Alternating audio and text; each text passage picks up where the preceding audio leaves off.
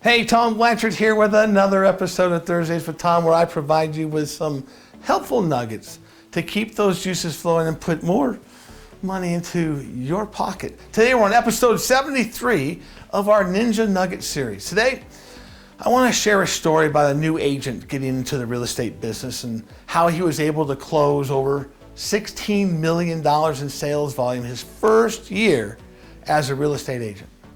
The first thing this new agent did, right? For time's sake, let's call the agent Johnny, right? Johnny went to many top producers and offered his videographing services to them for free, and all he asked in return was to pick their brain about how they became top producers. Now, you may not have talents in videography, but whether you're a 22 or 72-year-old, you have a skill that can help top producers and in return be able to pick their brain and help you succeed in your real estate business. Helping other agents is the fastest way to build relationships. It affords you the ability to learn and watch top producers and prepare yourself for a dramatic business growth. By Johnny providing value to the agents, he was able to build relationships. He leveraged those relationships to make himself available if the agents had buyer leads that they could not or did not want to follow up with.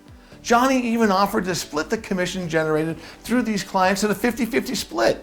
So Johnny kept the agents updated via email with his communications and progress with the leads. The documentation and follow-up led to more leads being sent his way. So much so that Johnny was able to close $50,000 in gross commission income from those leads in 2022.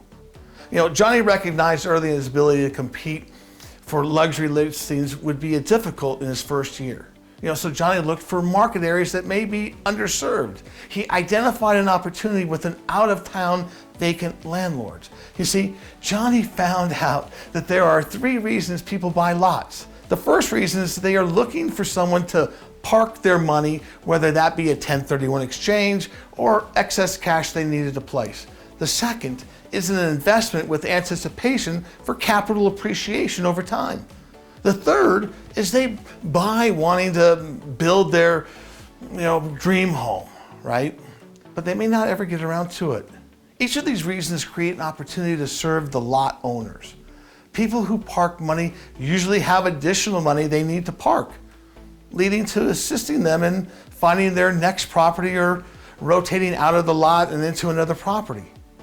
The owners who bought the lot as an investment will often entertain the idea of selling the lot for a profit, right? And the sale of a lot often leads to the opportunity to help them buy their next investment property as well.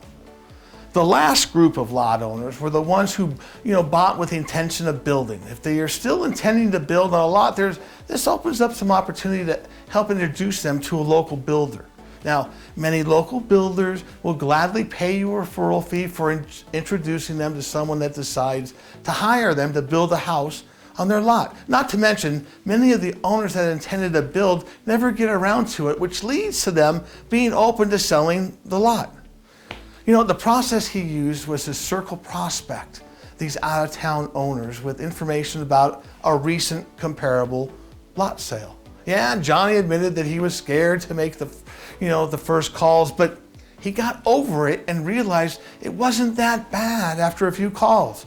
Now, this prospecting out-of-town lot owners generated over $62,000 in GCI.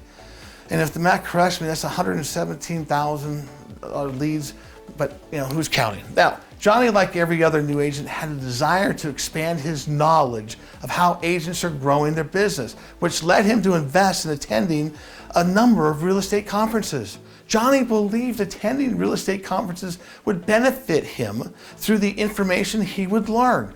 Although this was true, the relationships he built with the agents at these events proved to be even more valuable. He built these relationships by freely sharing what he was doing to grow his business. And would you believe this led to several referrals in 2022, and for those referrals served as a foundation he hopes to build on in the coming years. So here's how it all broke down with attending just one conference. Travel, lodging, meals, and events ticket cost him some $1,600. The referrals he received netted over $17,000 after paying the referral agents their referral fee and split with his company. So all in all, Johnny got over $134,000 his first year in business. The bottom line to this story is if you get involved and network while looking for business where others aren't, you can be pretty damn successful. If you want, different results, you must do different things. What is it that you're doing differently this year? Are you time blocking your schedule for prospecting? Are you learning a new skill or expanding your knowledge? Are you trying new business growth strategies? Whatever you're doing, do it with passion. Someone is going to have their best year ever this year, so why not it be you? Well, that's all the time we have for now. Remember, you have to do the work to be successful, so be successful today by doing the work. Talk to you soon.